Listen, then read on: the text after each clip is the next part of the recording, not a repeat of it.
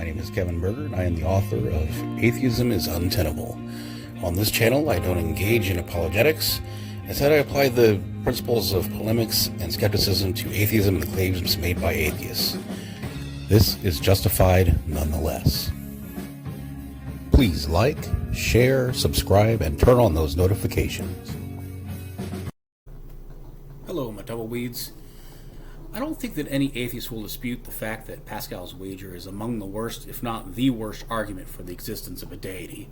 For that matter, I don't think that many religious apologists would challenge that assessment.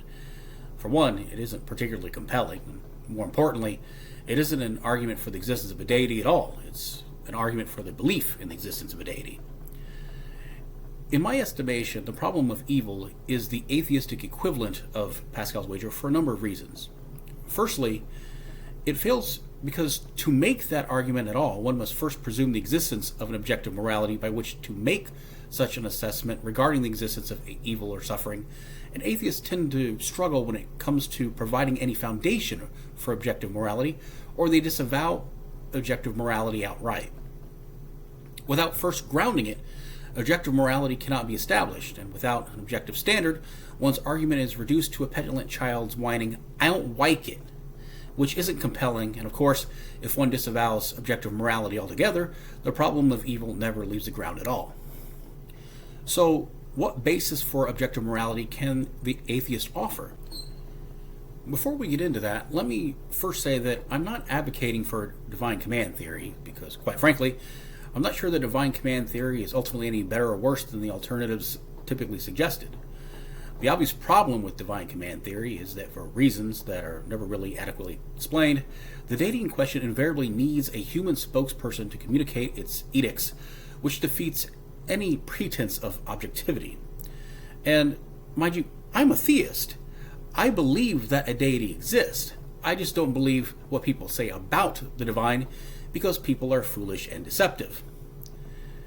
There is a significant difference between a supreme being personally commanding XYZ and someone saying, "God told me," someone writing a text and saying, "God told me to write this," or interpreting a text and saying, "God told me what he meant was."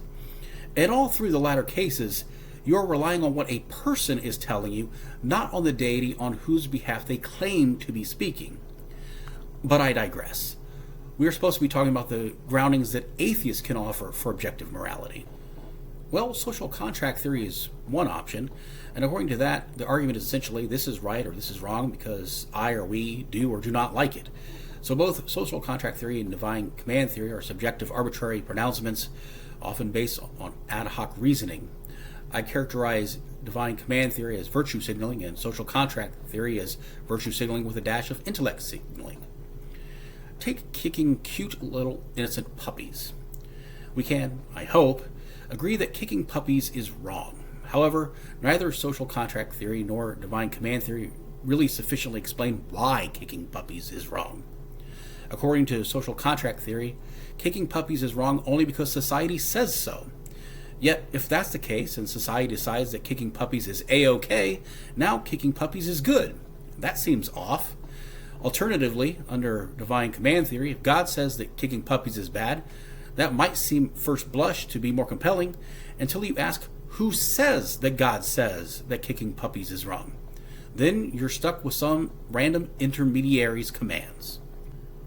I would argue that secular humanism is superior to either divine command theory or social contract theory, were it not for the fact that its advocates cannot seem to even agree on what constitutes human well-being and human flourishing, much less provide a usable metric for determining what best serves it. Secular humanists disagree profoundly on key issues involving human well-being. For example, abortion, recreational drug use, transgenderism, and even veganism are areas where there is a wide gulf in what people feel is beneficial and detrimental to human well-being and flourishing, and this sense of disagreement cannot be ignored. If we can neither agree to what exactly well-being is nor to what best serves it, then secular humanism never even leaves the starting block. This is not to say that an appeal to some higher power is necessary for objective morality. It's just to say that more work is necessary to get there. Social contract theory and secular humanism haven't gotten any closer to divine command theory.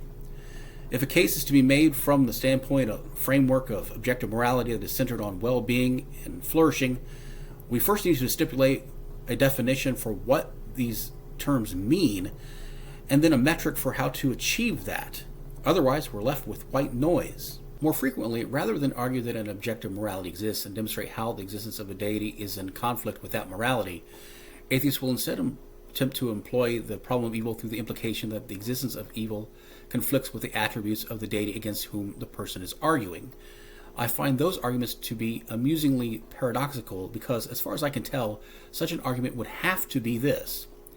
Premise 1, an objective morality exists. Premise 2, the source of that objective morality is insert name deity, usually Jehovah. Premise 3, X is immoral. Premise 4, Jehovah is responsible for X. Conclusion, therefore Jehovah is immoral. The problem with this line of reasoning is that, based on the syllogism as stated, X can't be immoral due to it being contradictory to premise 2. Hence, the argument, while seemingly devastating, would just imply that the individual's perception of X was in tension with premise 1. The paradox here is that if a being is the source of morality, then it can't be immoral. Keep in mind that this is definitely possible, that our interpretation of some circumstance may very well be the issue, since we are limited in our capacity due to not being omniscient. However, the worst problem with the problem of evil is that it suffers from the inverse of Pascal's wager. Just as Pascal's wager isn't an argument for the existence of a deity, the problem of evil isn't an argument for the non-existence of a deity. Rather, it's an argument for the non-existence of a deity presumed to possess specific characteristics and presumptions on what those characteristics imply. Epicurus' classic formulation of the problem of evil is stated thusly: if God is willing to prevent all evil but unable, then he is not omnipotent. If God is able to prevent evil but not willing, he is malevolent. If God is both able and willing to prevent evil, why does evil exist? If God is neither able nor willing to prevent evil, then why call him God? My response to this is the Epicurean fallacy. The answer to the query of, if God is neither able nor willing to prevent evil, then why call him God, is because those are traits that are not prerequisites for the divine. Divine attributes are not prescriptive. The attributes typically ascribed to the deity of the Abrahamic faiths, for example, such as omnipotence and omnibenevolence, are not strictly necessary for divinity. Different religions and philosophical traditions define the divine in a variety of ways. There are many theistic traditions that do not hold to the traditional view of the divine as both omnipotent and omnibenevolent. Some argue for limited power. Thus, like Pascal's wager, the problem of evil similarly focuses on the problem of reconciling suffering, but does not necessarily imply the lack of a deity. It challenges certain attributes, like omnibenevolence and omnipotence, born of preconceived notions. In summary, the problem of evil is a nothing burger with weak sauce and a side order of cries.